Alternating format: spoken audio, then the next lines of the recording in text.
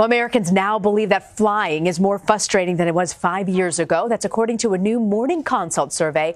It was released by the U.S. Travel Association. 51% of Americans said that air travel, it's just become more of a hassle in the last half decade, while only 9% said that it's actually gotten better. Adults also believe that air travel hassles become greater during the winter holiday season. CBS News transportation correspondent Kris Van Cleave is in Washington and joins us now. So, Kris, what aspects of air travel did the people survey say has really gotten worse in the last 5 years? Well, by far, the biggest complaint were fees. 60% of people surveyed complained about all of the fees, the bag fees, the change fees, the fee to pick a seat. All of that is really frustrating to flyers, particularly when we're talking about the holiday season where you have a lot of people who don't fly very often. They maybe only fly once or twice a year. So some of these things can come as a real surprise to them. And you add in weather conditions that can happen in November and December, plus just the sheer number of people traveling. And you can see why Thanksgiving and Christmas are not necessarily people's most favorite times to be flying. Absolutely. You know, in addition to all these extra fees, were there any solutions that Americans favor for improvement?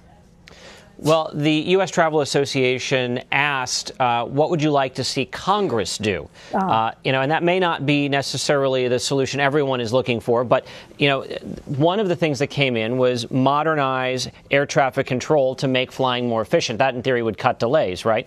But 54% of people said they would like to see Congress regulate how airlines treat their passengers. And I think that's where a lot of people's complaints come in, is how the customer experience goes. If you have a flight that's delayed and then there's a customer service problem, you're going to take that away and you're going to blame the airline for that, regardless of whether the delay was because of air traffic control, weather, or whatever. So you can't divorce the customer experience from that answer. And do you think, Kris, that's something that Congress would want to even take up? Measures to regulate the airline industry, from be it seat size, it really can be a tough sell. You also are in a regulatory environment right now where the focus is on cutting regulation, not necessarily adding new regulation. So unless you saw an urgent safety need, I think you're hard-pressed to see new regulations get passed right now. But then again, if the FAA reauthorization bill passes, they are actually going to study seat sizes and if there are some safety issues that go along with that. And that's been something that Democrats in the House in particular have been fighting for years. So, anything's possible. And, when you look at the survey, it says that 14% of the respondents said that they had chosen not to take a business trip due to air travel problems. Can you sort of give us a sense of the economic impact for Americans who opt not to fly?